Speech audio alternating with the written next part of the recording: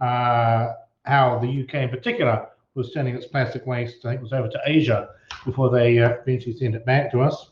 And David Azoulay, sorry, who is a French attorney specializing in environmental law and works with the likes of the UN Environmental Assembly. So I will say no more, but I would ask that you stay on once the questions and answer session is finished, so I can speak to you next about the debates for next week. Thank you very much.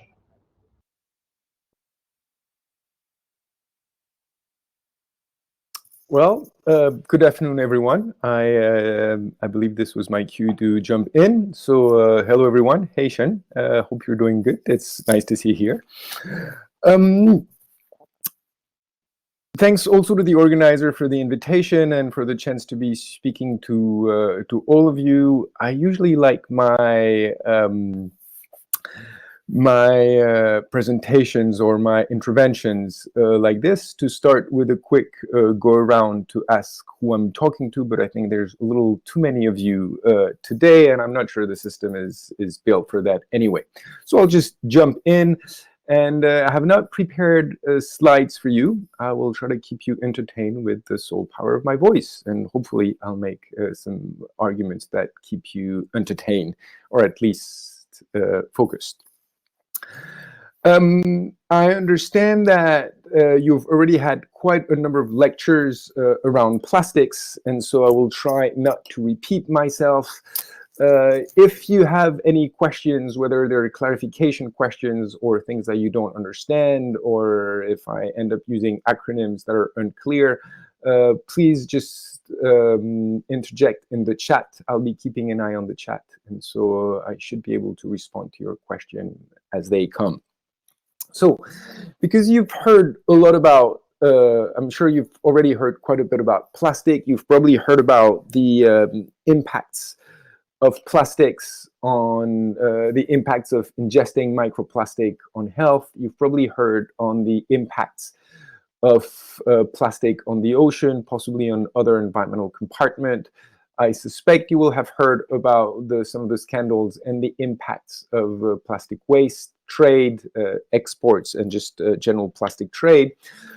So rather than diving deep into either of these oceans, I want to take a step aside and maybe try to give you a slightly different perspective, or maybe this is a perspective that was already presented to you by previous speakers.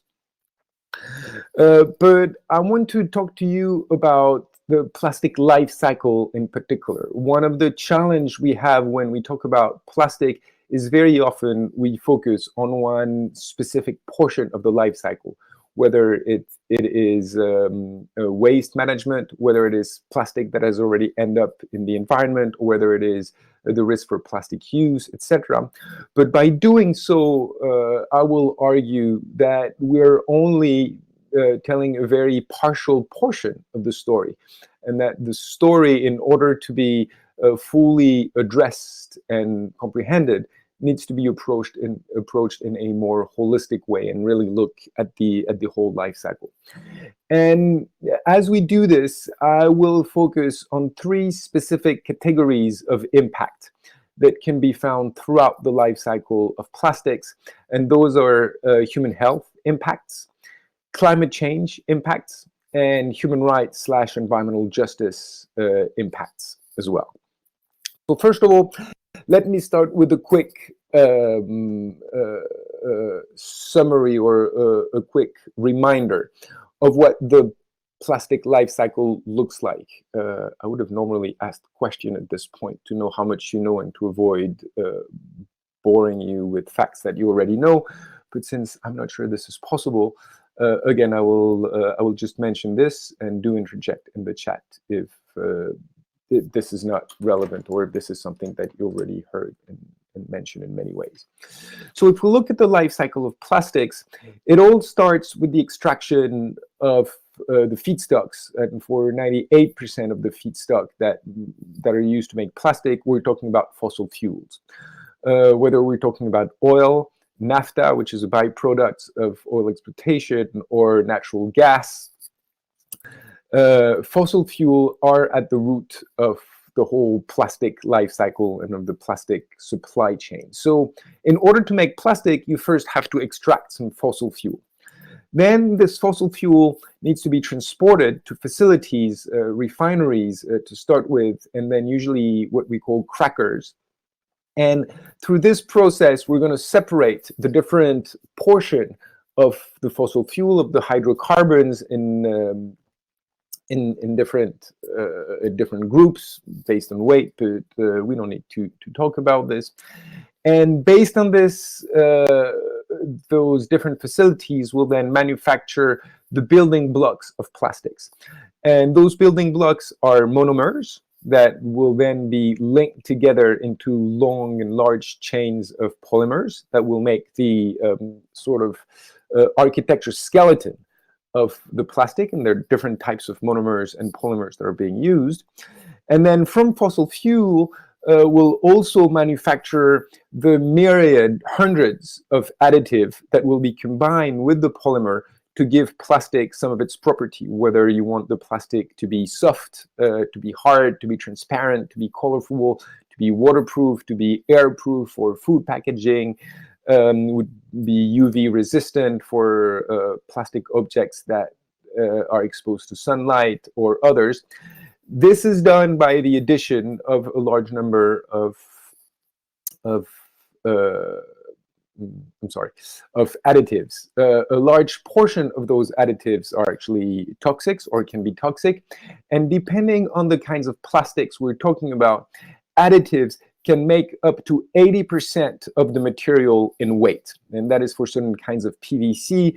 The polymer represent less than 20% of this, or around 20% of this in maximum cases.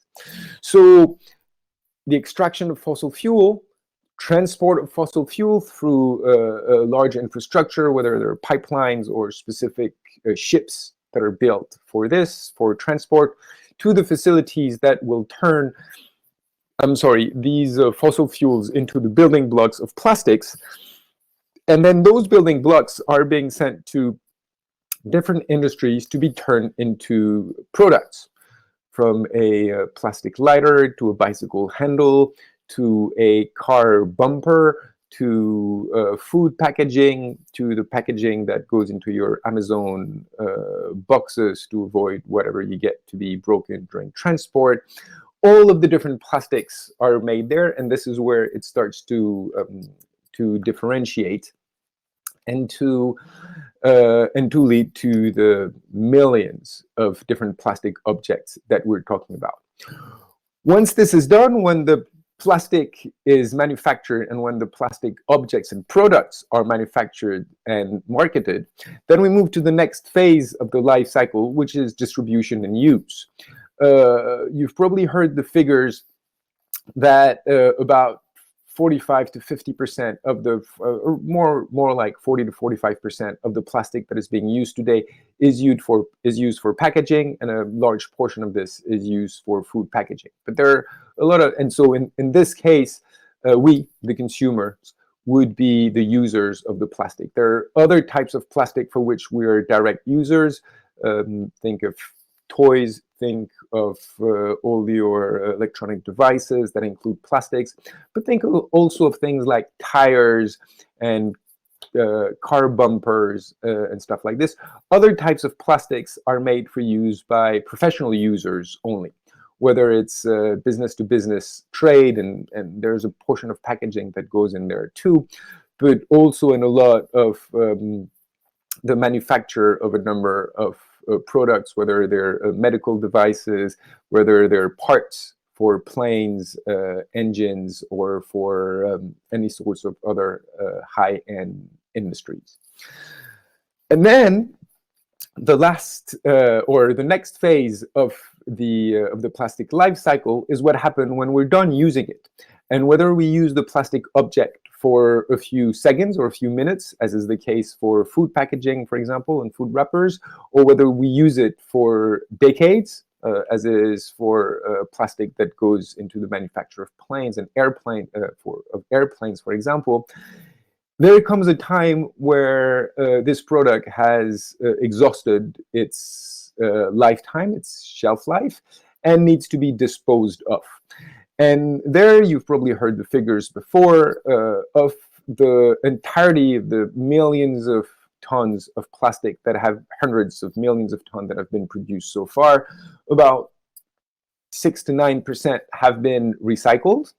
And even though here we should be talking about downcycling rather than recycling, because that is one common myth about plastic.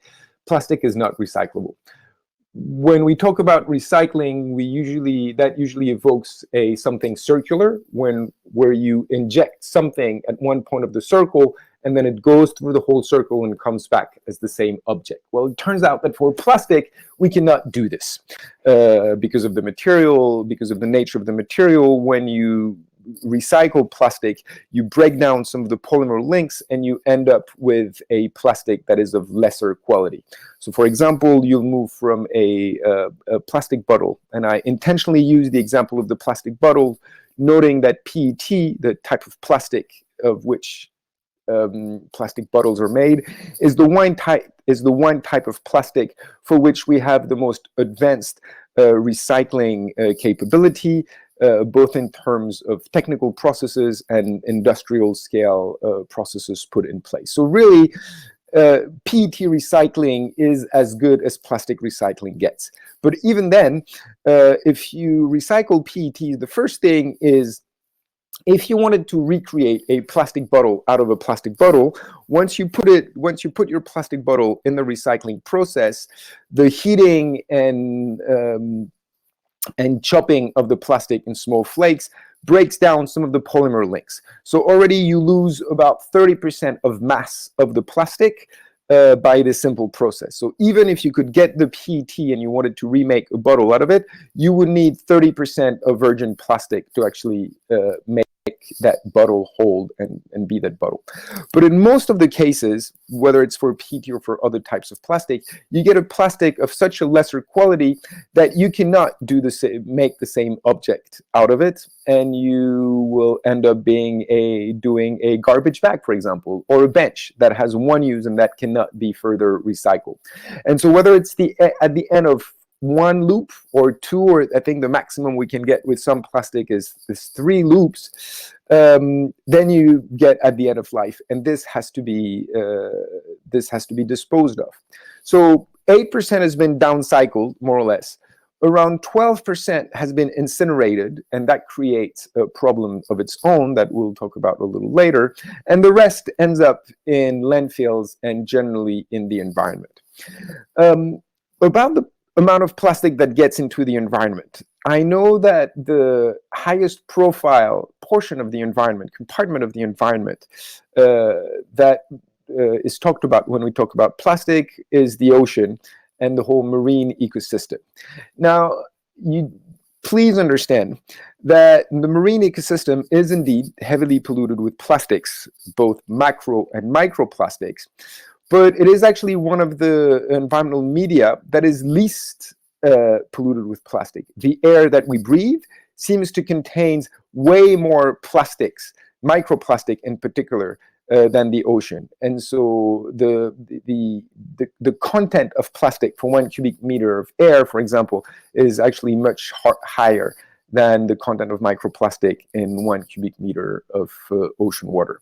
And then there's the soil in which we produce our food, in which we grow our food, which are also heavily polluted with microplastic, both as a result of direct pollution, direct use of plastic in agricultural production, whether they come in the form of microplastic in pesticides and herbicide, or whether they're plastic films that are put on the ground and left there to decompose, or whether it is as a result of air current. It rains plastic. The wind carries microplastic and deposits it everywhere, including in some of the most remote places in the world, the Arctic or very high mountains, mountain glaciers and stuff. But that also includes, of course, the soil that we grow our food.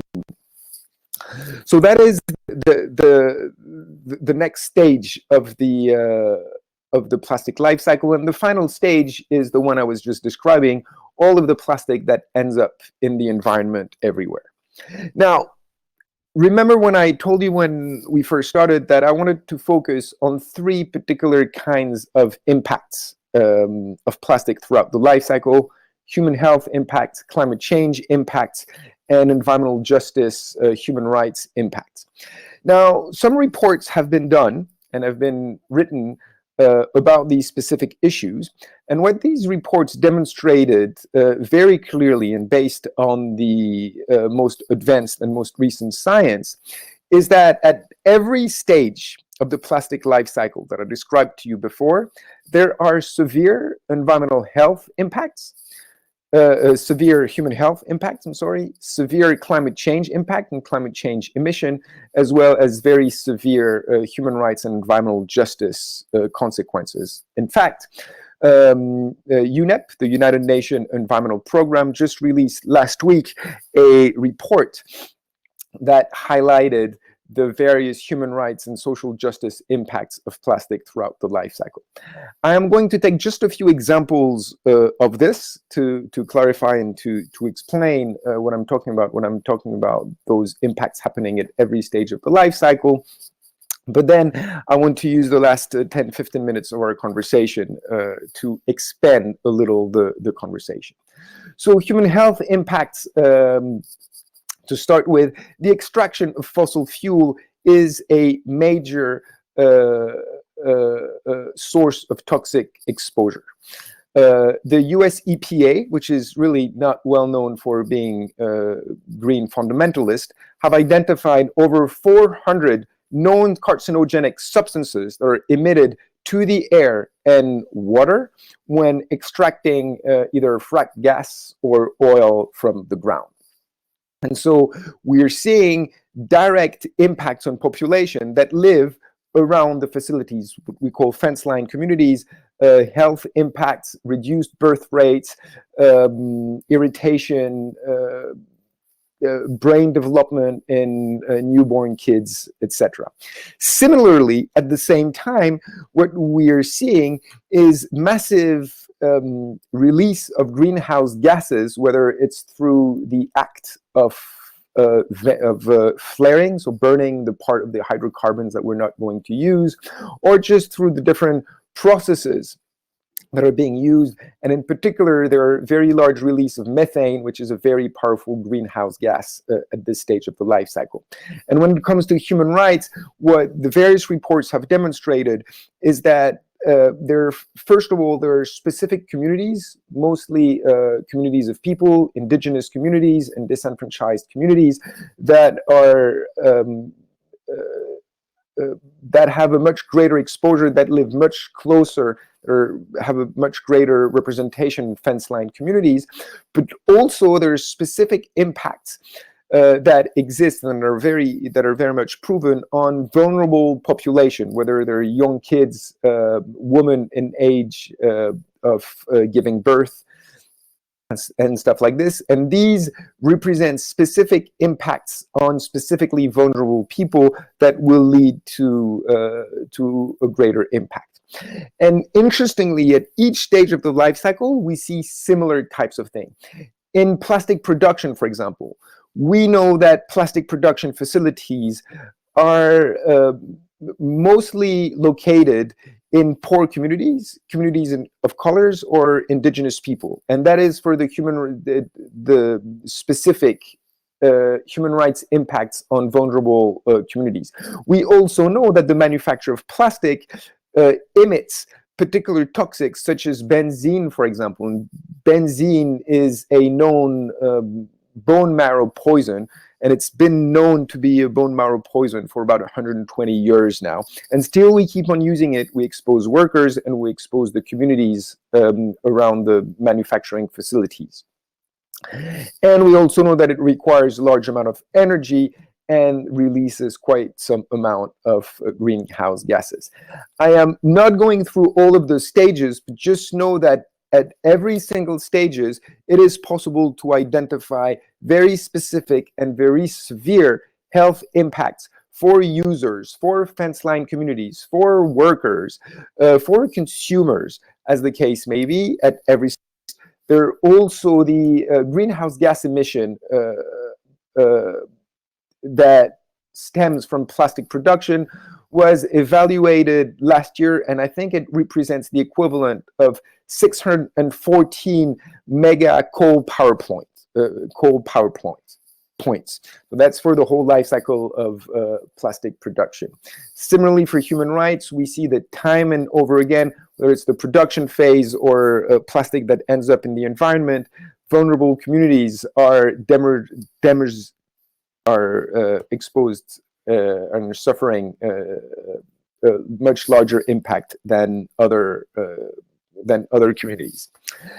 And so I'm sure you've probably heard a lot of this already from previous speakers, but I wanted to make sure that when we talk about plastic, we don't only focus on, oh, but we're eating so little plastic that it's not an impact on our health, or really we just need to better know how to deal with the waste, and plastic only becomes a problem once it's a waste.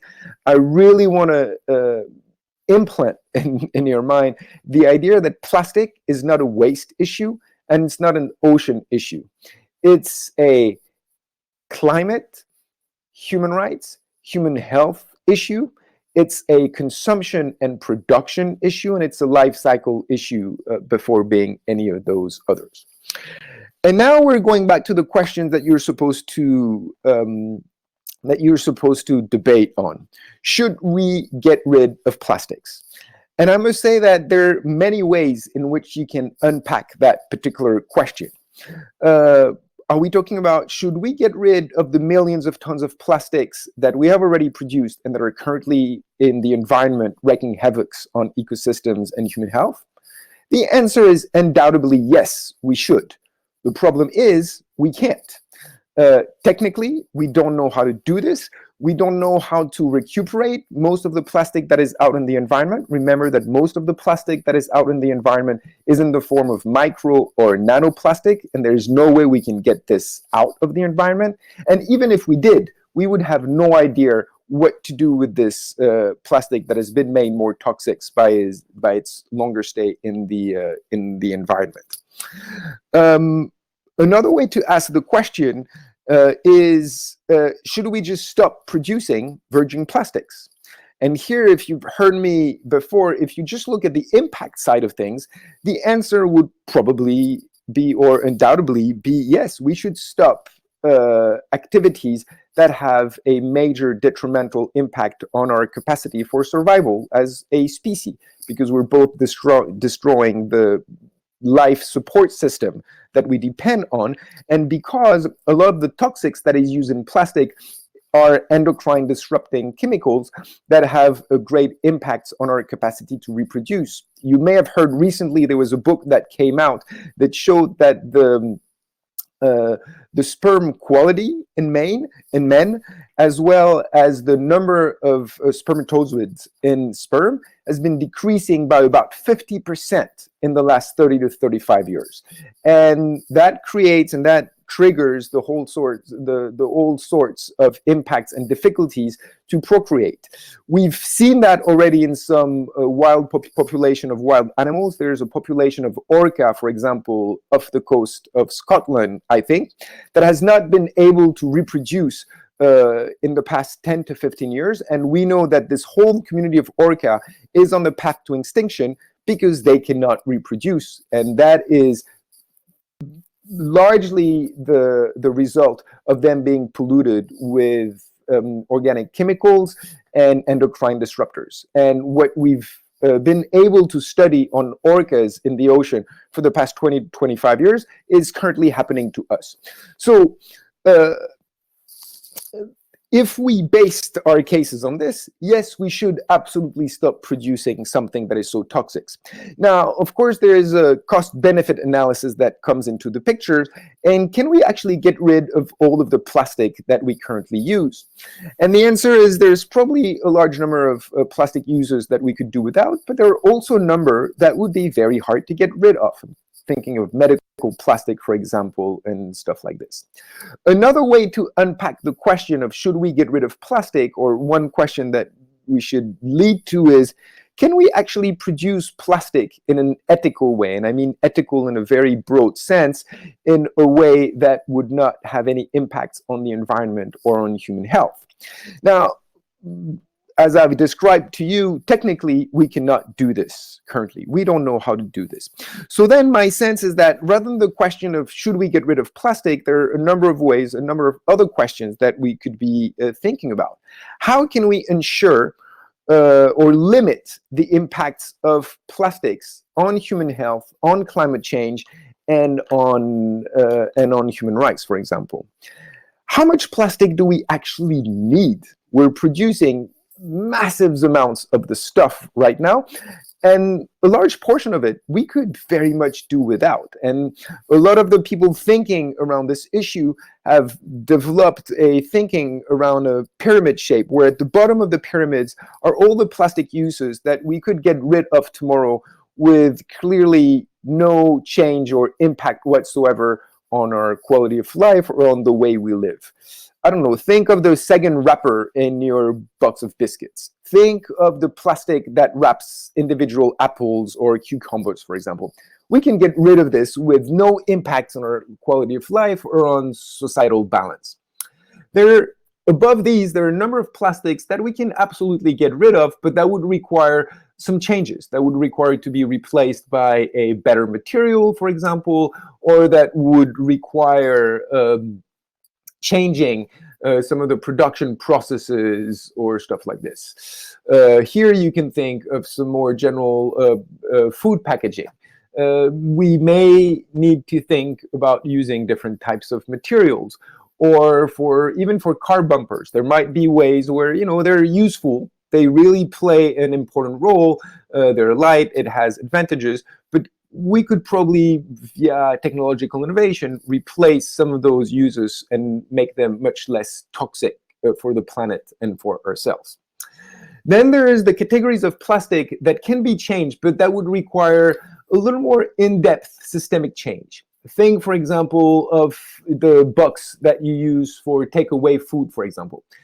It's relatively easy to get rid of. There are actually places in the world where such systems have been put in place, a mutualized system where each of the restaurants providing takeaway food use reusable containers, and as a customer, you pay 10 euros or 10 pound fee to first get sort of a consigne or deposit system for this container, and you can either deposit it in any other restaurants that is a member of the scheme, and you'll get your deposit back, or you can take it to another restaurant where you also want to be takeaway food and exchange it for something clean.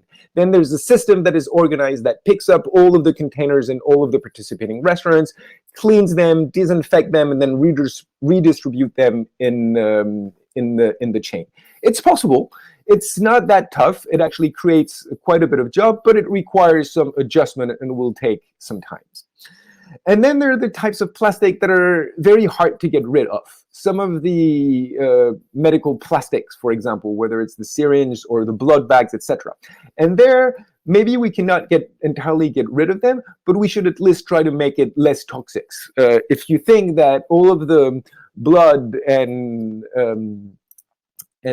fluid pouches that are used in hospitals, they can be life-saving. They can save your life. But at the same time, they poison you because they contain very high proportion of phthalates, which are very powerful endocrine disruptors. Endocrine disruptors are chemicals that disrupt your hormone system.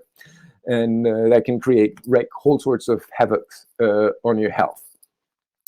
And so here there is this question of how much plastic do we actually need? And this is a question that is being tackled, that is being addressed in a number of ways. And then there's one question that I also want to leave you with. And it's a question that I'm being faced quite often in my work, as we do. CL has been advocating for a capping and reduction of virgin plastic production for quite some time. And one of the questions I'm usually faced with is, but is it realistic? How will you do this? How will you convince producers and oil and gas industries to start producing it? Well, my first response to that question is, this is almost an irrelevant question. The question is, can we afford not to do this? And as a species that depends on the functional internal biology and on a healthy planet, we cannot afford to just keep on producing this. So the question is, what is the cost that we're willing to consider, and what is the cost that we're willing to pay before we start taking action? Rather than what can we achieve today, and is it possible? And if we consider that it's not possible, then we might as well not do it. So I will leave you with one quote from a very famous anthropologist. Her name is Margaret Mead, and I actually had this quote in front of my office for many, many years. And it says, never doubt that the small group of committed citizens can change the world. Indeed, it's the only thing that ever has. So I'll leave it at this right now. I'm very much looking forward for a conversation. I suspect you might have questions around this, and now we'll leave the floor to Sian. And maybe one final point I will leave you with or comment on before I leave the floor to Sian is that usually debates are between people who mostly disagree. Sian and I have been in completely different part of the economy. I'm in from an environmental and human rights NGO. She's an entrepreneur, and yet I don't think we have disagreed much over the past few years of working together. So hopefully that will still make it interesting for you, because it will provide you with different perspective. But if you're anticipating a heated debate where we strongly disagree, I'm sorry, we might have to disappoint you all. Sian, the floor is yours. Thank you so much, David, and good afternoon to everybody.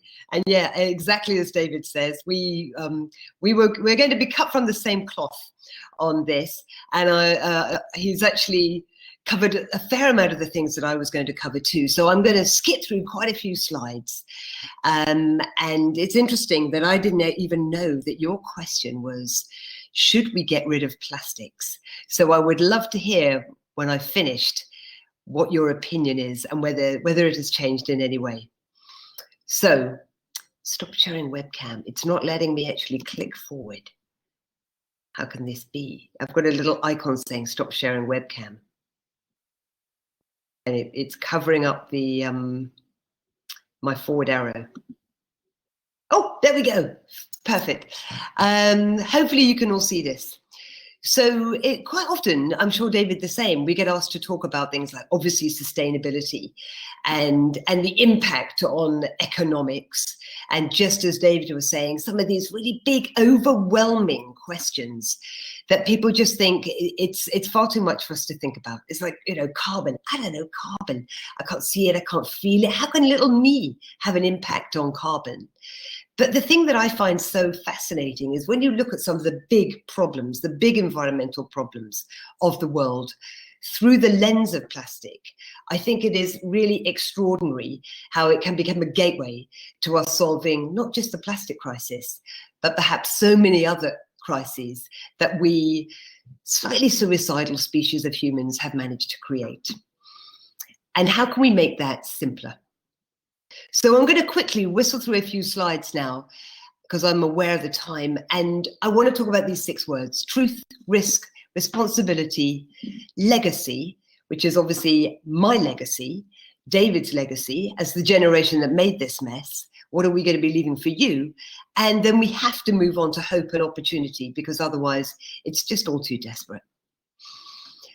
So let me quickly talk you through some of the plastic facts, and I'm not going to label them because I think you guys know them very well already. But the thing that also strikes me is that there's a lot of plastic myths. So these are our collective irresponsibility, and we need to really stamp on them. We need to ensure that they do not stick. So just as David says, plastic production is up, plastic pollution is up. And you would imagine some 3 years since Blue Planet 2, a lot of media attention. I mean, really, before the pandemic, you couldn't pick a newspaper up without reading something in the UK about plastic. And yet all of that media attention, plastic production is up and plastic pollution is up accordingly. And the numbers are that it will be 3-fold by 2040, 3 times the amount of plastic that we have right now. Why is it taking so long? There. So some of the things that we've been introducing here in the UK, we think are going to make a difference. And what I find extraordinary is how easy it is for us to use numbers to fool ourselves. And the plastic bag tax, that 5p, maybe it's going up to 10p bag tax, we have really managed to fool ourselves on this, because you will see those headlines in the Daily Mail saying amazing 95% reduction in the number of plastic bags since we've introduced this 5p tax. But the reality is very different. We're actually using nearly 400% of the plastic that we ever used making all those flimsy bags, because now we have a thing called the bag for life. And because we use so much more plastic to make that bag for life, and because it's the guilt appeaser, it's the one that when you go to the supermarket and you buy something, you think, damn, I forgot my reusable bag, or I'll buy a bag for life rather than the cheap one, because it makes me feel better, it's a bag for life. But the reality is a bag for life has to be used for the life of plastic. So it's not 40 times or any of the numbers that you may see. It means that Henry VIII's plastic bags stashed under the sink at Windsor Castle, our Queen today would still be using. And on average, every UK household has over 50 bags for life. When we're talking about where all this plastic is, I love a good visual analogy. And if you lined up all the plastic bottles, those PET plastic bottles, they reach halfway to the sun. And that's halfway to the sun, and then all the way to the sun, and then back again. How many times since the invention of that plastic bottle have we made enough bottles to go to the sun and back? And where do we think they're all going to go? So it's very easy for us to think that it is all about plastic packaging, because that's the one that you can see. That's the one that when you go to the supermarket, we all get the plastic guilt. We take it home, we put it in the bin. We hope that that's the answer. We hope there's some recycling fairies out there that are actually going to do something with it. But unfortunately, that isn't the end of it, because 60% of all our clothing, 60% of the clothing that you are wearing today, if not 100% probably, is made out of plastic. And 70% of all the ocean microfibers, not the pollution, not the big bits, but the microfibers, the nanofibers, derived from us just washing our clothes. And just as David has said, a tiny, tiny percentage of the plastic that we've ever made has been downcycled. Exactly the right phrase, once, rarely twice, hardly ever a third time, because it just becomes such poor quality. So even though we're still given this pressure of if only we would recycle more, global recycling is actually going down. And David's already referred to the fact it's not just about our oceans. We're very emotionally connected to our oceans. No, it's also about the air that we breathe, and it's about the soil that we grow our food in. And there is up to 23 times as much plastic in our soil as there is in our oceans. You'd love to think that we are dealing with our own dirt. You'd love to think that this is perhaps something that's a problem over there. Perhaps it's all about those 9 Asian rivers. And we've seen the photographs of people who are literally living on rubbish dumps. But actually, if you look at where is the waste coming from, then you can see that the US and Europe are numbers 1 and 2 in the producer of plastic waste. You know, per capita, the US is number 1 and the UK is number 2. So for each of us, we produce more plastic than anybody else in the world. And we're still shipping it abroad. So this is something that we personally feel very guilty about and ashamed of, really, at A Plastic Planet, which is the fact that we're sending so much of our waste to often developing countries, expecting some of the poorest people on the planet to deal with our plastic waste because we don't have the infrastructure to deal with it. And even though China is no longer volunteering to be the world's rubbish dump, we are now still sending a vast quantity. And I know that last summer, we were actually sending 200 huge shipping containers every single day to Turkey alone, not a country known for its waste management infrastructure. So it's easy for us to think, you know, another myth, that all these pacts and pledges and promises, and trust me, your parents, have a word with them and ask them tonight, does their company have some kind of pact or pledge on plastic? Because it's so easy for us to make those commitments, thinking that words equal action. But actually, all the voluntary commitments, I'm yet to see one that is on track. And the reason that they can fail is for that reason. They're voluntary. There is nothing that is pressurizing. There is zero comeback if they don't hit those commitments. So when there's no consequence, there really is no responsibility. And there was a great report that came out last year that some of you may have seen. It's a bit depressing, but it's great because it creates a very accurate snapshot of status quo of where we are now. And one of the shocking stats there is the fact that even if every single government commitment globally, even if every voluntary agreement globally managed to achieve its targets, we would only see a 7% reduction in the amount of plastic waste going into the oceans by 2040. And remember, that's a 7% reduction on the threefold increase. Ooh, what's coming up there? This is another thing, and I know David's touched on this already, the direct connection of plastic and carbon. Because I get this pushback all the time, but Sian, surely it's the climate crisis that we should be concerned about. It's the carbon crisis. We'll deal with plastic later.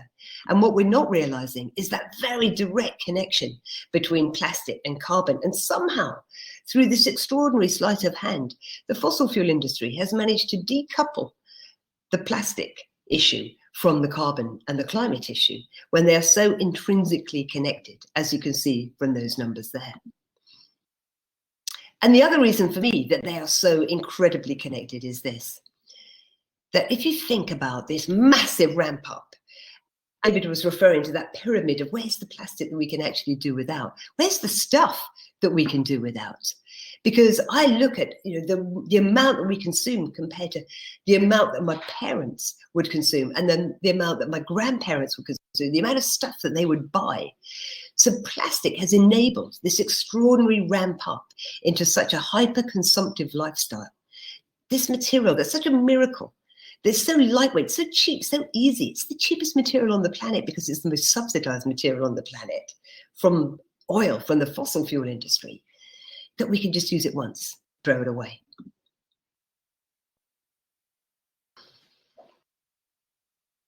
And the other thing that it strikes me is how extraordinary it is that we have somehow, by decoupling plastic from the fossil fuel crisis, also decoupled responsibility for what happens to it. So when people talk about polluter pays, we know that ExxonMobil oil spill, we know who is responsible for that. We know whose job it is to clean it up. We know who has to pay the fines. It's definitely not the local community. And yet, if you look at a very similar kind of fossil fuel pollution, and I'm citing here Coca-Cola and their 120 billion plastic bottles that they pump out every single year. But for their fossil fuel pollution, they have zero responsibility for cleaning it up, zero responsibility for the devastation it causes the environment. So whose job is it to fix this? We move on to responsibility. Is it governments? Is it business? Or is it the public? And just as David was saying, when he was saying this is not a waste issue, this is a climate issue, I don't think it's a pollution issue even. I don't think it's a waste problem, definitely not. I don't see it as a litter problem. It's a production problem. And that's why it has to come down for industry to fix it. Somehow we are allowed this new thing to emerge, which is the ethical consumer. And I don't understand why it's our responsibility as the shopping public to become these ethical consumers, to try and do right and buy the right thing, when actually all we're doing is blaming ourselves for the bad behavior, the misbehavior of the corporates.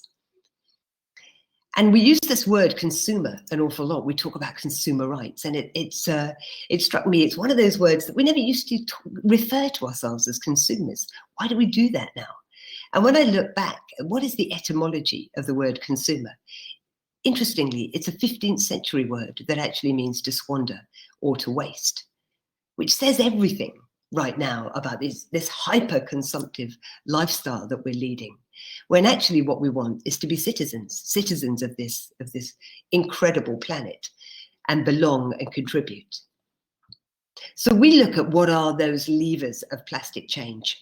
And absolutely, we have to have government interaction, we have to have taxation, we have to create a level playing field for the price of plastic, which is so heavily subsidized right now. We need new laws, or we need existing laws to actually be enforced. There needs to be an element of corporate risk, because when an industry, when a company is worried about their reputation or some kind of future liability like human health, then that corporate risk is the thing that really makes them change. And we need education, but we're not education as in you guys, no, us, the adults, the people who have made this mess. We're the ones that need educating. So some 4 years ago now, myself and my co-founder, Frederica Magnuson, founded A Plastic Planet. And as David mentioned, I'm an entrepreneur, so business is the world that I feel most familiar in, rather than a kind of NGO or a charity world. And we wondered if we could create a different kind of organization that was extremely pro-business and pro-solutions. And we have one goal, which is this: to ignite and inspire the world to turn off the plastic tap. And this is how we achieve vision, and through education, and on a little bit on that later on, a lot of media-driven campaigns, because we have to keep a strong media spotlight on the issue, particularly in the time of COVID, where of course there is a huge amount of distraction. Lobbying and legislation, because we need governments to step up. We vote them in. We need them to now protect us almost from ourselves. And then working with industry, because as an entrepreneur, that's where I really believe that we can make change at scale and at speed. And it's very easy for us to focus on that hole in the road and keep talking about the problem. And the reason that I always say yes to coming and talking to debating things like this, the reason that I find this so interesting is because this is going to be focused on solutions and not on the problem. Because when we simply look at who to blame, when we look at where does the guilt lie, these things stop us moving forward. So the first campaign that we launched is this, the Plastic Free Aisle campaign. And we opened this aisle some 3 years ago now in Amsterdam. And this really became something that I believe in very passionately right now, which is we have to prototype a different future, because it's only when something exists and you can hold it in your hand, or you can walk into, you can step over that threshold and you can shop in a different way. It's only then that you feel that that future is possible. So the Plastic Free Aisle became this real catalyst for change amongst all the European supermarkets. We're part of the Plastic Health Coalition. David is too. And this is when we're talking about the impact on human health.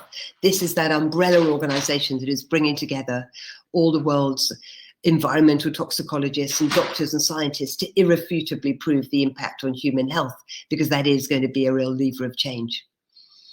We work with governments to try and push through new laws. So, just as we were being introduced, yes, we want to ban. We absolutely feel ashamed that we are sending our waste to developing countries, to some of the poorest people on the planet. So we need an outright ban on the export of plastic waste to developing countries. And we actually want to push this even further now and say we should ban the export of plastic for incineration, because burning plastic has really got us into one of the big climate messes that we're in today. We need a fairer, leveler playing field for all the other materials. So we need bigger plastic taxes, and we need transparency, because every single report that you see when people declare their own plastic footprint within industry, particularly the supermarkets, they're all using different metrics. So we're dealing with these blancmanges of data that nobody really knows exactly how much is out there. And then one of the projects that we've been working on is a lobbying for a ban on non-food sachets. So we produce nearly 1 trillion plastic sachets every single year. This tiny little pernicious use of plastic that is almost invisible to us. And yet sometimes you'll open a box of dishwasher tablets and every single one in there is wrapped in plastic individually, even though we don't need to do that anymore. You pop out and you buy a magazine, there's something in a sachet. You get on a train, when you used to get on a train, and you order a cup of tea, everything will come wrapped in a plastic sachet, even your milk. So we've been calling for a ban on the use of plastic sachets in non-food. And at the same time, we've also been working with Kraft Heinz to see if we can help them crack this, the Heinz tomato ketchup sachet. So here we are now, 5 months into a 6-month fast track project, and we have 6 different solutions, all of which would qualify for this, which is our plastic-free certification mark, which is your stamp, really, that if you're going down those supermarket aisles and you see that plastic-free mark, you know we've done the homework for you to say this is 100% plastic-free. This is the project that we completed in February, actually, with Unilever. and it just launched over in the US. So when we're talking about what's the direction of travel going to be, can we use refill more? Then here is a real symbol of hope and opportunity, because it's Unilever, Dove, their favorite brand, Unilever, the 5th biggest polluter on the planet, not just thinking perhaps we can put something in a brown paper tube, which of course would be more sustainable, but leapfrogging that to making something that looks so beautiful, so desirable. It's in this heavyweight, dense stainless steel that people want it, and that it just happens to also be sustainable. And the only bit that you replace every single month is the bit you've actually consumed, your deodorant. So we're also developing a big global platform, because we're aware that the creative industry and everything starts at the design phase. It's be it a box, a perfume, a bottle, even a financial system. Everything is designed at the beginning. So how can we empower the creative community? How can we connect them with the makers, the converters, the systems changes of all things plastic free? So we're developing a massive database and platform that will be launching later this year, that will try and connect the makers, the designers, so that we can start things differently at the outset. It's designed differently at the very beginning. And then one of our latest projects is launching in the middle of this year. So this is a sneak preview, which is plastic-free fashion, which is how can we work with the fashion industry? How can we get them to pilot a new collection, to prototype a new future, so that we can then all rush towards it? So instead of making a pledge of saying, yes, we're going to use recycled polymers, nonsense, or we're going to we're going to put a pledge out that we'll try and wean ourselves off this plastic, the polyester, all the yarns that we're using in 5 years' time. No, we want them to make collections today using agri-waste, new materials, to prove that change is possible today. Because as an entrepreneur, I always know that where there's change, there is absolutely opportunity. And here's some of the opportunities that we see in front of us of using plant proteins and agri-waste. We mustn't do, and what we won't do, is be growing crops that are intended for food, when there is so much abundant waste matter out there that we can then convert into useful materials for us. This whole model of true circularity, when people talk to you about the circular economy, it's like, this is not a new thing that we've suddenly invented. Nature's had a circular economy for billions of years, and then in the Industrial Revolution, we came along and broke it. So we need to work with nature. I love this whole economic model called the donut economic model, which is really worth looking at, which is teaching new ways of us rebuilding our economies, perhaps post-COVID. And now we've got whole cities, now whole countries, who are working on this new donut economic model, which is not based on unsustainable GDP, unsustainable forever growth, but based on people and planet thriving in harmony. Products and packaging and permanence, and I don't know if anybody could see just how beautiful that Unilever thing is. I think in only a few years' time, we'll open up our bathroom cabinets and look under the kitchen sink and think, why was it ever okay? All this plastic crap that we used once and we put in the bin, where did we think it was going to go? And not even just the plastic, the anything, the single use of anything. This is where I can see that a big shift will happen. And I love that this generation, your generation, where perhaps you're thinking about buying less, buying better, sharing more, repairing more, reselling more, renting more. Why do we have to own everything all of the time? I love this bottle that I don't even know if it's come out yet, but it was an early concept. But there was something really lovely about how can we reimagine and rethink our aesthetic as well, of what beautiful is. How can we reimagine the fact that we think new is the ultimate, everything new? How can we pivot that and reframe it? And this is a Heineken bottle, which was designed in a way that every time it's reused and when it's washed, because the glass bottles rub against each other, they've designed it so that the star and the logo become whiter and whiter. So it almost becomes more beautiful the more it's used. And then they've even etched into the glass a code that you scan with your phone, and you can see the entire story of that bottle. Where has it been before? And then you can leave a message for the next person. So suddenly that whole thing of, I don't want the bottle that hasn't got a story, that's brand new. I want the bottle that's got the legacy. Suddenly it gives us a totally different way of thinking about it. Things have really changed through the pandemic. And I think there are few industries that don't realize that they need to evolve at a much faster speed post-pandemic. It's like the pandemic has really created this deep, hard line. And some businesses will reimagine themselves. They will reinvent, they will reframe, they will rethink how they take and make and perhaps don't just throw away. And there are some businesses that won't. And they will be the Kodaks of the future. They will be our future dinosaurs. It is going to be difficult because we have become so addicted to this incredible material. Who knew man could invent a material that lasts forever, that we can use in such a myriad of ways? But instead of treating it with respect, using it for things that need to last forever, instead of putting it on a pedestal and treating it like gold, we have treated it like rubbish. We throw it in the bin, we throw it in the street, we throw it in the ocean. This is where things have to change. And it's going to be a difficult time for industry because it's going to be about collaboration and less about competition.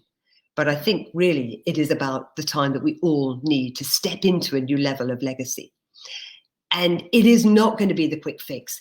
I know many organizations and they're kind of treading water right now thinking, I'm just going to wait for the new plastic. It's too hard. I'm just going to wait because I've got my shareholders to answer to.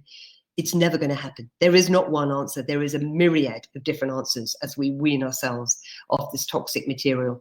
And anything that enables us to keep that status quo is not going to be the right answer. We have to have different metrics. We have to stop using 2 planets worth of resource every single year. We are literally taking your future. We're selling it today, we're calling it GDP, and we're leaving far too little for you guys to use in the future. We need a different kind of index. At the moment, you look at the Fortune 500, you look at all these different, the industry indexes of success. We need different metrics. We need more things like, B corporations with their triple bottom line of people, planet, profit. Somehow, this whole phenomena of waste, 2 billion tons of waste, we humans create every single year, thinking that some magic recycling fairy is going to deal with it all. It isn't normal, and this is where it has to end. When I grew up, I had this book which was called The Book of Tomorrow. This is one of the pictures from that book. And my whole future ahead of me was so bright and clean and fair and shiny. And there was nothing but opportunity in front of me. And I look at my sons now and think, their future is very different. Their future is what is going to happen in the year 2030. They have this sword of Damocles, this Armageddon of climate change. There are no climate deniers out there anymore. Luckily, there's no plastic deniers out there either. So I feel very responsible that we need to reinvent, we need to reimagine this more positive future, that whole thing of let's prototype it so that we can rush towards it. No more treaties, no more, pacts and pledges, because words on a piece of paper are nothing that human beings can aspire to or work with. And this is from a book, which is an amazing new book called How to Be a Good Ancestor. And I don't know if you can see it clearly, but that grey circle is the dead. That's everybody who has come before us. And that little green dot is us, the living today. And that massive orange circle there is all those trillions of people who are yet to be born. So when I talk about my legacy, I'm not just thinking about my sons or even their children. I'm not just thinking about you good guys watching now. I'm thinking about everybody within that orange circle. Because what we do in the next 8.5 years, that is the amount of people that we are going to be impacting. That's the importance of the decisions that we're making right now. And I'm going to finish with this quote that I absolutely love from President Trudeau, that he gave at one of the recent World Economic Forums. The pace of change has never been this fast, and yet it will never be this slow again. And I can feel that right now. I don't know if you can feel it. But that's, not just the pace of change that has sped up, particularly through the pandemic, but also what is an acceptable level of change? What is the bar of change? What was okay for you to say maybe 12 months ago is no longer enough anymore. So I applaud all of you for this debate on should we get rid of plastics? It's a very difficult one, But I think you need to think back that it's actually, when you're looking at the carbon crisis and how unfixable that looks, imagine if we fixed the plastic crisis. Imagine if we somehow did manage to wean ourselves from this addiction to this easy material. Then what else could we directly and indirectly impact at the same time? Thank you. Sian, David, thank you very much for your presentations. Brilliant. Can we now go to questions and answers? I see some of you already typing your questions in on the question panel, but can you then please stay on? We're going to allow for maybe 5-10 minutes for questions, and then we'll go through a rundown on the debating for next week.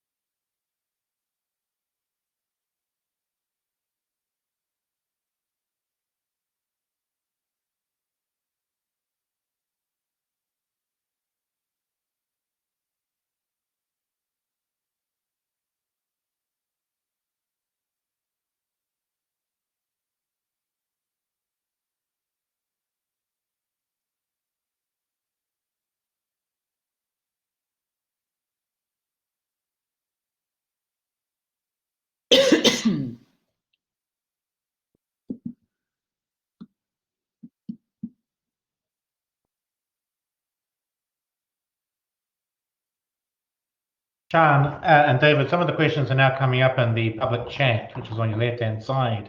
Can I leave you to choose which one you'd like to answer by just speaking through your microphones to them? Sure. Sharon, if you're okay, let me try to get this started, and then we can see. Hold on, let me just get on camera to see so people can see. There's a lot of clicking to do. There you go. So, which countries and leaders do you think are doing the best to tackle climate change and the overuse of plastic? My first answer to that question would be just as climate change. None is doing enough.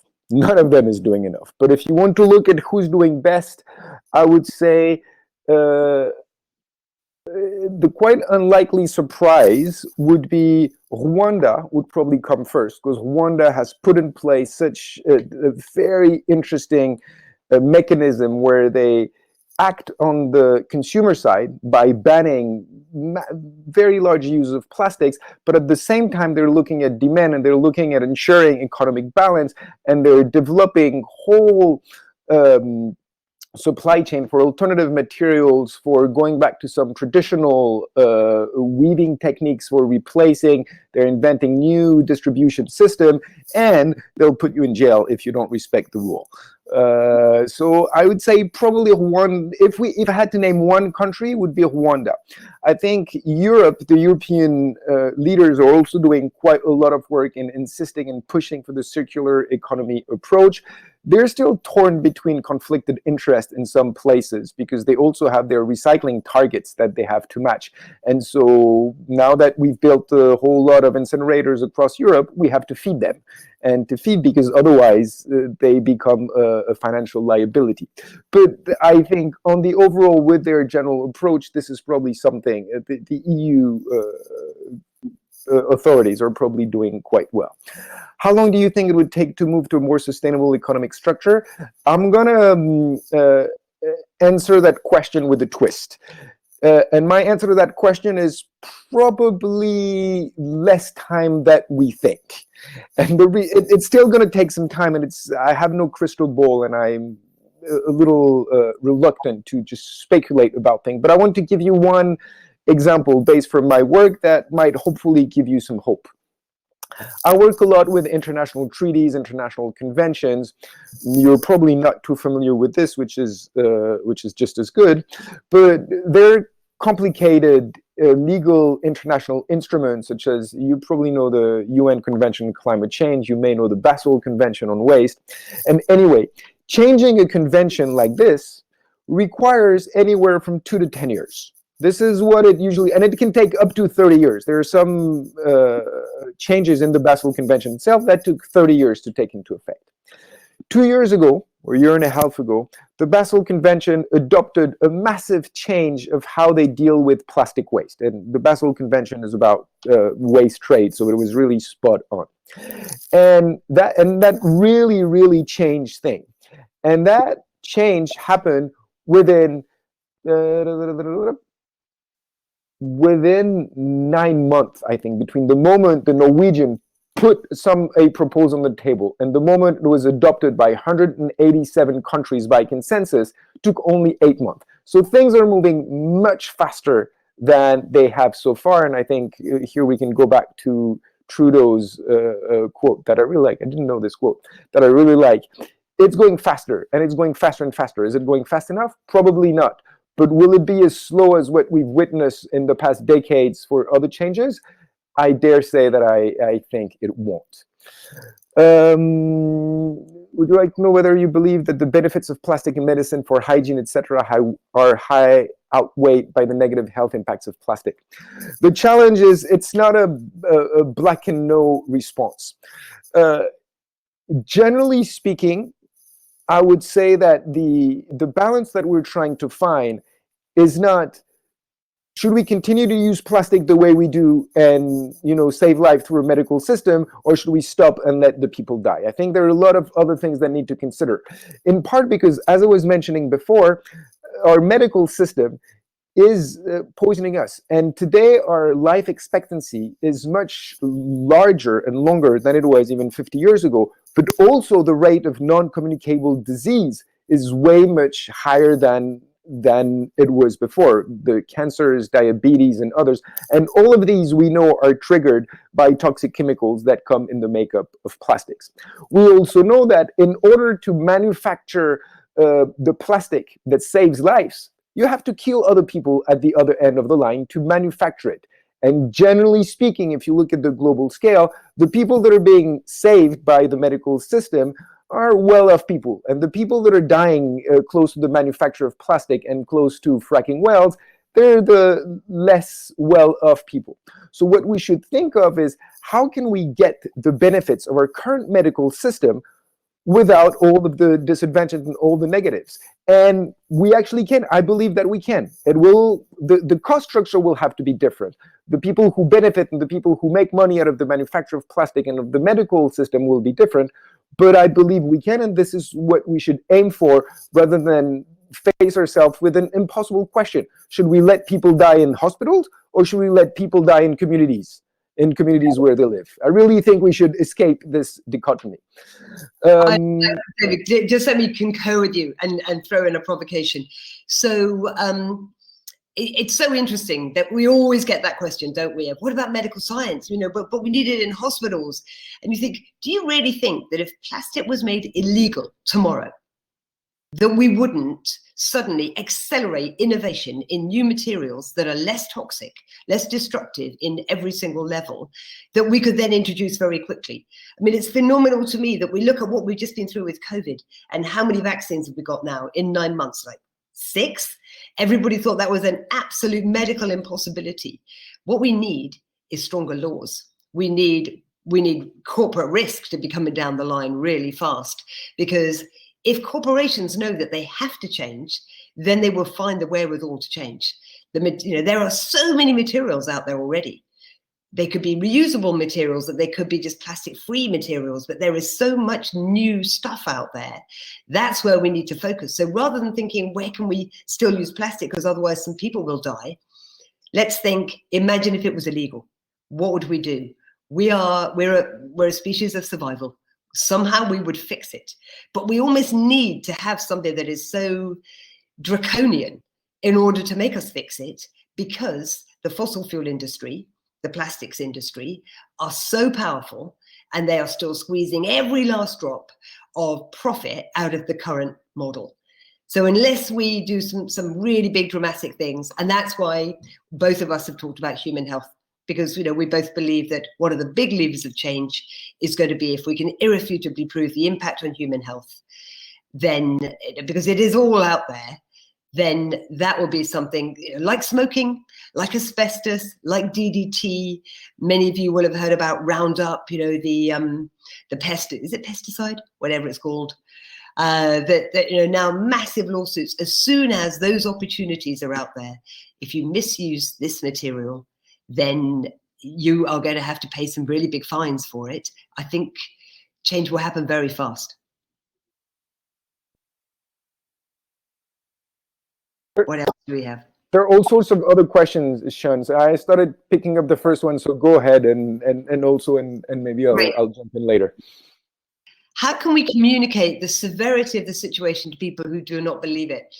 Yeah, this is really where I rail a little bit against it being our problem, and organizations like Coca-Cola have for so long deflected the responsibility of the packaging that they decide to make out of this particular material. They've deflected it onto us, the shopper, the buyers of Coca-Cola products. And I know many people will say, well, surely then we have a responsibility not to buy those products, that when we go shopping, we shouldn't buy things wrapped in plastic, for example. And of course, you have that level of responsibility, but it doesn't take the responsibility ultimately away from the producers, the manufacturers, who at the moment have zero, who simply think you have to put it in the right recycling bin. So in order to communicate this severity without making people scared, when plastic is so omnipresent in our lives, from the clothing that we wear to the soles of your trainers, to the paint on your walls, it is everywhere in our lives. So you don't want to make people scared, because I think making people scared, angry, guilty, it isn't the answer. You just need to give them choice. And that for us is always a part of the answer is, how can we give the public, the shopping public, a different choice that is same price and sold in exactly the same way, and that at least they can decide, because right now you are force-fed plastic every time you go shopping. Any other ones that we've got?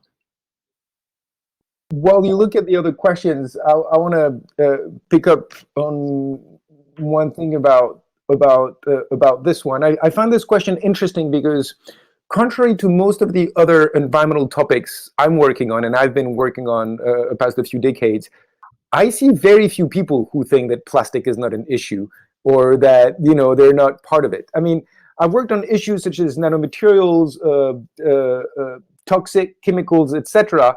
And 10 years later, I still have some very good friends who come to me and say, what is it that you work on again? Can you explain it to me again? Because it's unclear and I don't know how it connects to me. My grandmother, well, my late grandmother now, bless her heart, she knew about plastic. Everybody I speak to, there is a deep-seated feeling that it is a problem. Now, people may think that it's not their problem, that they're not contributing well. And that is another issue, that it's a question of denial of responsibility. And here, as Sian said, I mean, you need to provide some balance about pointing at the severity of the issue just by making links and by talking to them about things that relates to them, their health. Most of the people who tell you it's not a problem, they will have people in their family who have had trouble to conceive, who have had cancer, who have diabetes. And those are majorly aggravated by the amount of plastic and toxics that we're exposed to. So make it personal, make it to them, and you'll see that it will work. But as Sian said, don't make it in order to make them feel guilty or to make them feel about it. Do make them feel guilty, because honestly, I think we should all feel guilty about it, but don't end on this. Give them a solution. Show them that there are ways that you can do differently. And if only recognizing that you're part of the problem makes you part of the solution, right there as it is. So that is what I would add, I'd say, maybe to your response, Sian. Yeah, I love that phrase, David. If you're not an activist today, you're part of the problem, because we know too much. We have too little time.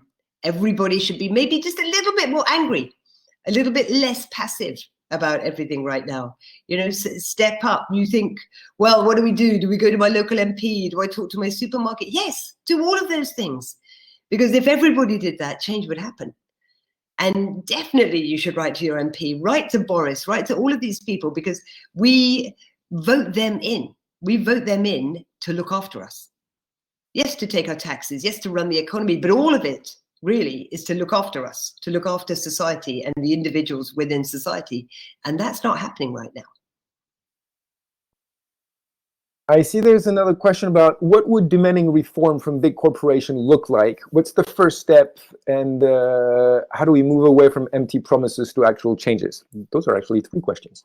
I'll try to take them. So reform from big corporation looks different based on the sector that you're looking at. We would not be asking the same thing from the Shell, Exxon, and Total of the world, who are actually manufacturing the polymer and the petrochemicals that make into plastic, as we would be asking to those like Coca-Cola or Unilever manufacturing or using and putting onto the market single-use products, as we would not be asking the same thing to supermarket chains, etc. So I think for each of the sectors and each of the different branches of economy, reform looks different.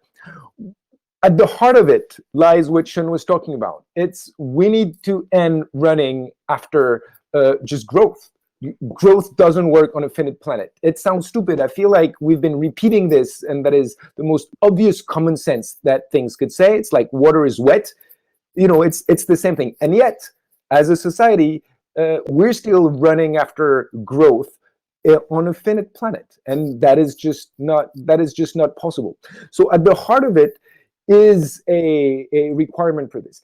If you ask me what would be the one step that could take us the furthest, is a cap and trade, a capping system on the production of virgin plastic.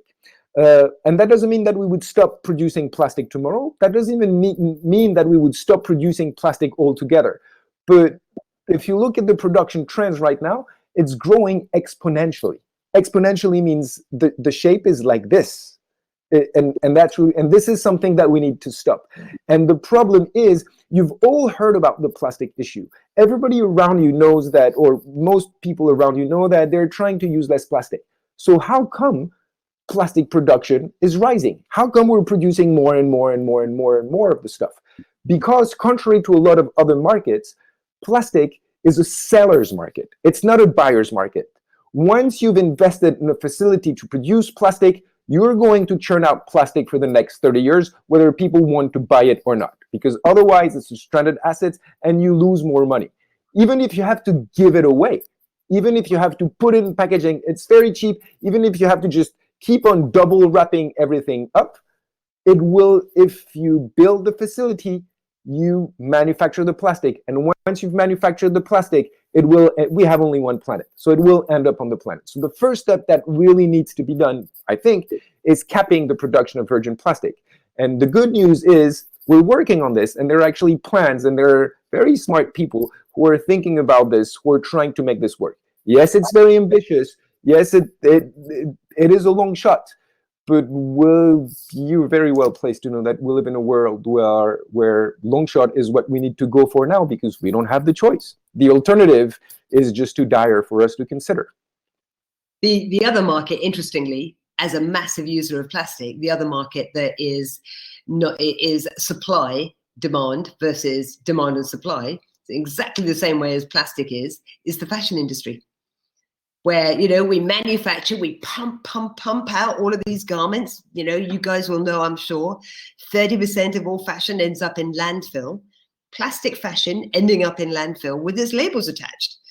So, because we overproduce all the time. So the madness of humanity, I mean, you really do have to question us. And then we say it's too hard to fix. That's the bit that I can't understand. You just need to put one foot onto a different path.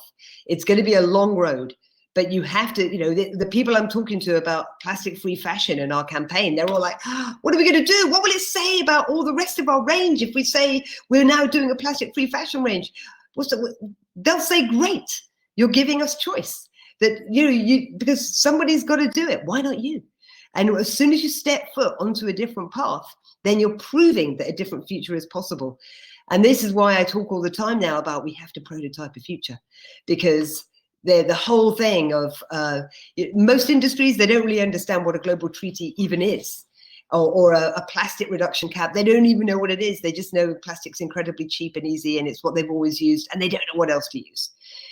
That's the struggle now, is we need innovators, designers to step into this void. Actually, it's never been a better time to be a creative, to be somebody who's in the world of designing or inventing or making things, because right now we need to make things in a completely different way.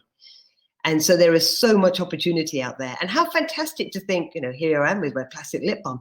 How amazing to think all people have been doing is, you know, designing this, worrying about the color of it, just making branded trash. It's just going to be used and thrown in the bin. It'll exist for centuries, polluting the planet. Even Alan Jope, who runs Unilever, as soon as he took office, he came out and said, I've realized we're in the business of branded trash. And not only that, we're charging people 60% of the price of everything they buy is to give them a lump of plastic that in their name will then pollute the planet. It's got to stop. So I want to make one point and maybe point one question to you, Sian, after. When you said about innovators and inventors and others, I agree 100% with you. I do want to nuance this. Inventing and nuancing is not just about inventing new stuff and making new things. It's about inventing new systems, new models that get rid of the need for any sorts of single-use thing. And the example of distribution for takeaway food was one thing that I mentioned. Yes, we're going to need alternative materials for certain uses, but for the majority of the things, what we need to change is the distribution system rather than just switch from one material to the next. And then there's the question about, do you think there's any room for more free market reforms? Unfortunately, the last 15 years of my own professional experience have made me very disbelieving of free market reform and the possible positive impacts on society of free market reform. So Sian, maybe I'll leave this one to you. I'm afraid, you know, even as an entrepreneur who believes so passionately in the power of business, I worry that we chase the wrong things.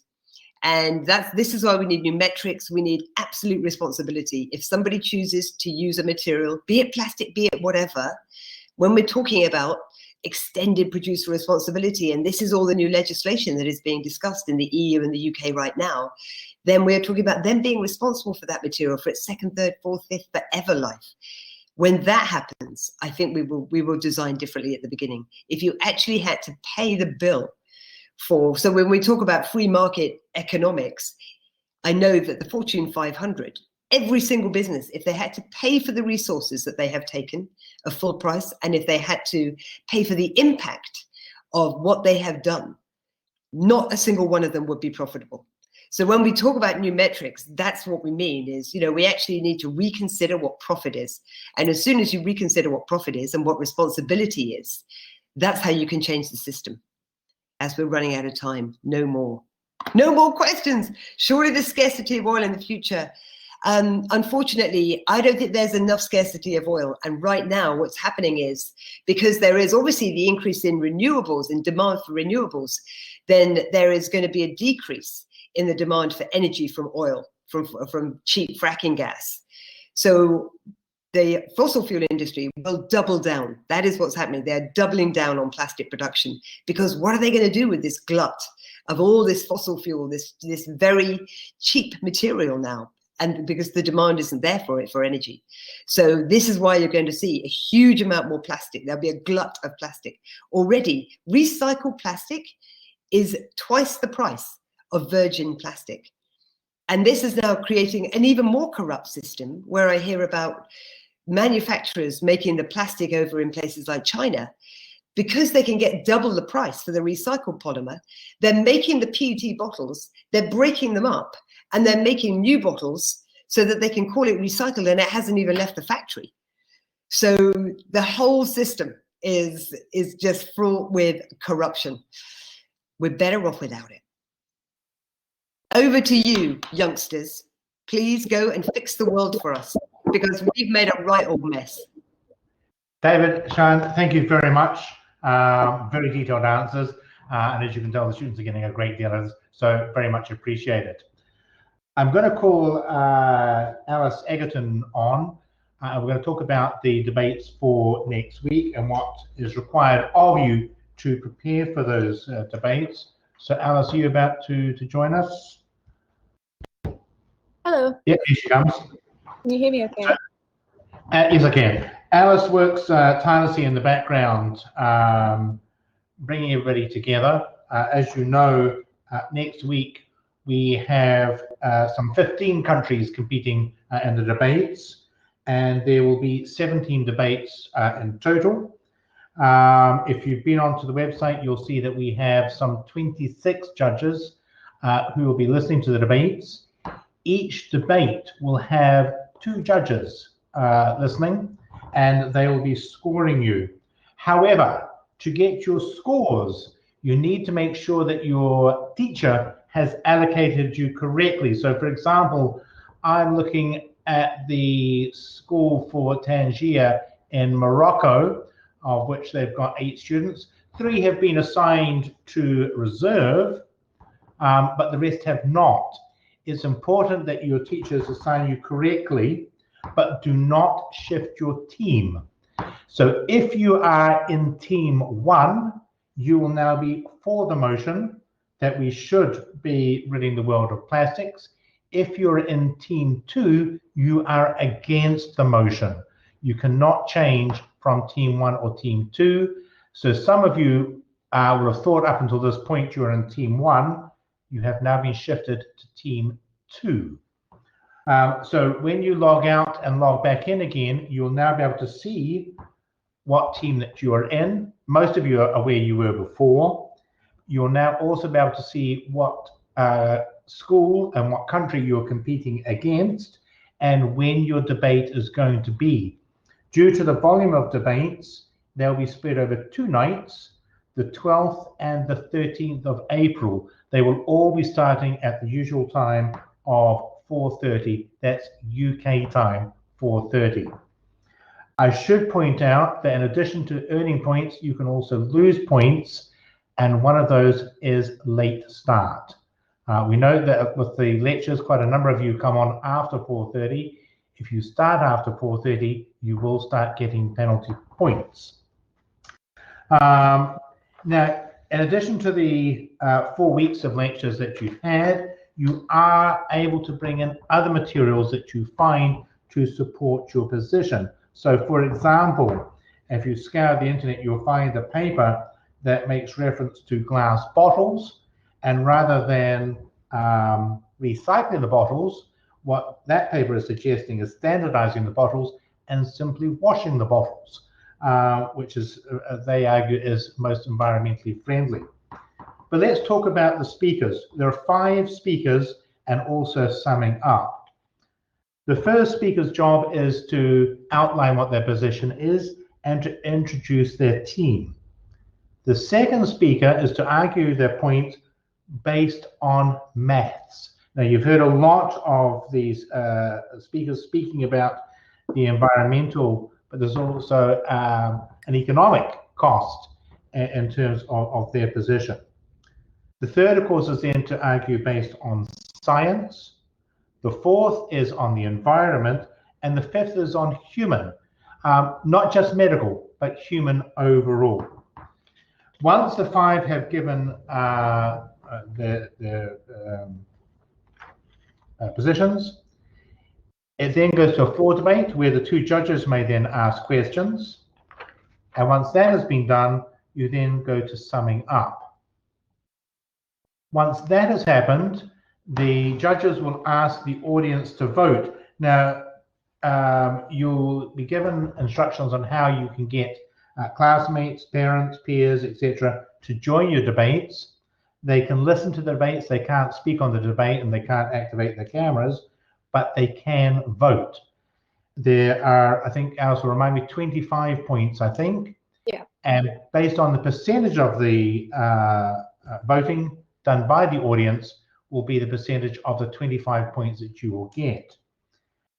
the scoring is live. Now, if you've been correctly allocated as speaker 1 through to 5, you'll also get a breakdown of your scores. Unfortunately, because we don't know who we're doing the summing up, whoever is speaking for that, whether that be speaker 1 through to 5 or your reserve speaker, you'll only see your total score, I'm afraid, for that, because we have no way of knowing who it is that's giving that scoring. As the judges put in their scores, and they have up until midnight to get their scores in, you will see your ranking 1 through to 10. But that ranking will change up until the point that the final scores go in, which will be on midnight on the Tuesday, the 13th. So you may on Monday think that you're leading the race, but may find come Tuesday that you are no longer. That's not a glitch in the system. It is the judges putting in their scores live. There is a trophy to the winning team. I'm not sure whether we're actually doing an awards presentation. Alice is looking at me, not sure either. We will email you all about that. Now, because of communication, this is the last time we can speak to you before the actual debates. The only way we can communicate with you is by the forum. You will have to go onto the forum to see any important announcements. Now, the forum is important because a number of schools who, especially were short of students, have had independent students assigned to them.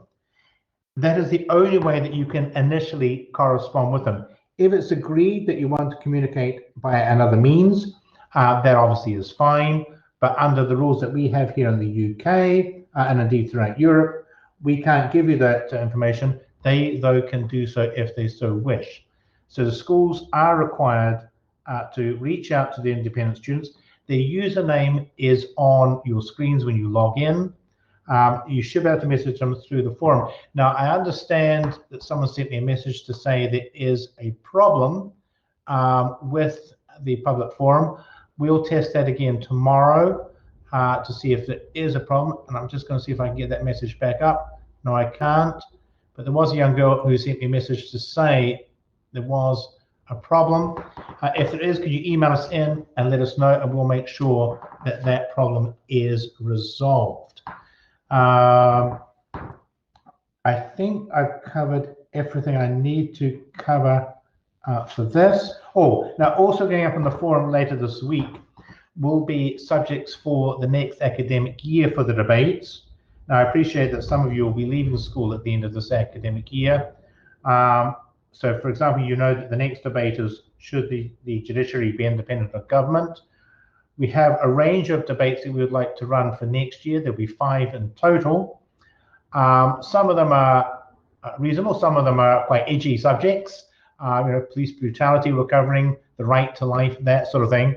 And what we're keen to know is, what would you like to debate? Because at the end of the day, we're running the debating program for you, not for us. Now, you say, please could you repeat what the speakers talk about? Yes, we can. Now, you can actually find this on the home screen. If you go to mockcourt.co.uk home and then click the big poster thing that says debate, that takes you to the debate page. And it's got the rules there, but I'll just go through them again. So it starts with the proposition, which is team 1, and then it always goes into the opposition and then back to the proposition as we go through speakers 1 through to 5. But speaker 1, the proposition speaker, would outline what their team's position is going to be and also introduce the team. Number 2 will be talking about the maths that supports their position. Number 3 will be the science. Number 4 is the environment. And 5, of course, is human. Before you sum up. Now, summing up can be any one of your speakers. It could be, for example, you want to bring back in speaker number 1, or you may wish to use your reserve speaker. All right, now just see any other questions there, Alice, that I've missed? Nope, that seems to be it. Oh, do we get to choose our speaking roles, or is it the role assigned to us on mock debates? I bet you get to choose yourself within your team who's going to be speaking to which position. I'm going to be publishing a debate guide tomorrow, which should have all of this information in writing, so you've got that.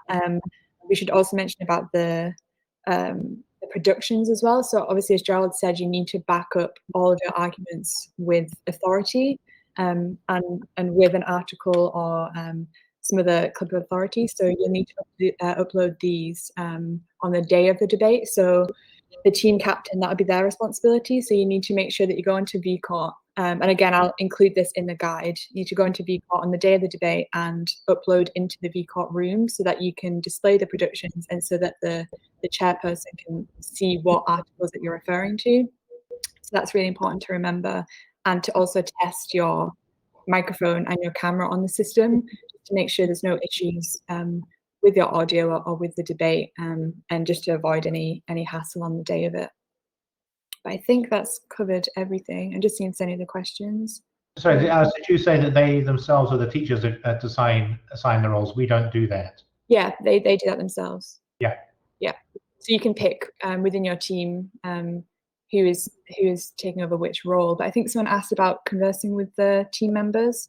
Again, on the forum, you'll be able to communicate with them. And there's also the hangout rooms as well on VCOT, which you should all be added to. So you can even talk with them over video chat, and if you want to practice your speeches. You've asked about rebuttals. Rebuttals will be part of, so for example, speaker number 2 will rebut as part of theirs the comments made by speaker number 1. Number 3 can obviously do rebuttal against 1 and 2. That's the easiest way that we can do that. Stephen says you've got 4 speakers. Can 2 speak twice? Yes, you can. Yes, it may be that one speaker will do the introduction and the same speaker will do the summary. I think there's actually, it's easier to see the visual in the rules. I think that's accessible on your MockCot account, where you can see the layout of the speakers and how you'll rebut each other. Yeah, it's there. Yeah. Yeah, so it is there. You can see it from your thing, but we'll give a breakdown also. Hopefully, it'll be up tomorrow, so you can see how your scoring is done, which will then point out, for example, thank you very much for putting that link up, which will point out what's to be covered in your actual debate. Yeah, there you go. Yeah, I'll be posting that kind of brief debate guide tomorrow by the end of the day. Just again with this all in writing, so that you know all the rules there, and also the dress code as well. We agreed that would just be smart. The group chat rooms don't work; they're always pending. Oh no, your teachers are meant to switch those on.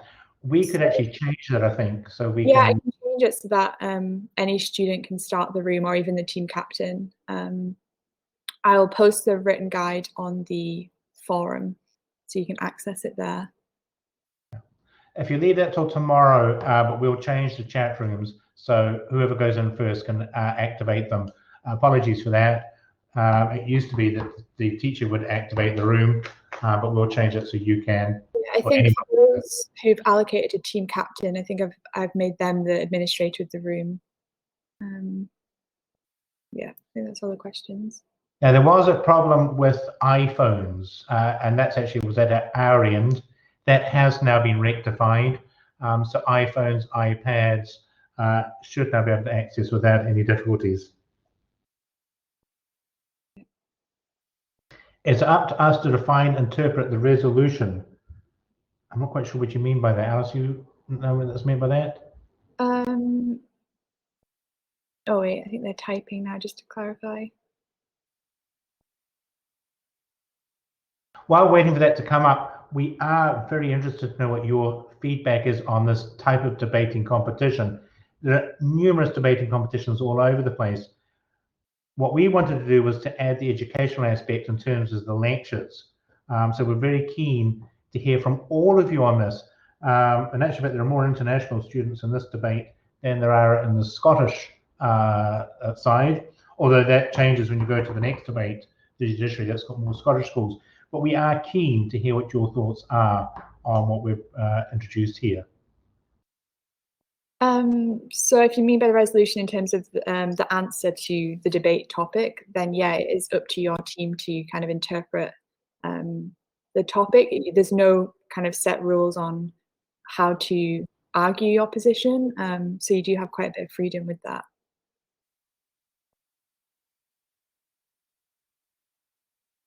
Is that all the questions? No, it sounds like we're all sorted. So we look forward to seeing you next week. You'll need to sign out and sign back in again to see when your debate's going to be and who you're competing with. But finally, can I wish you all the very best of luck, and I look forward to watching the debates. Good luck, everyone. Yes, bye-bye. Bye.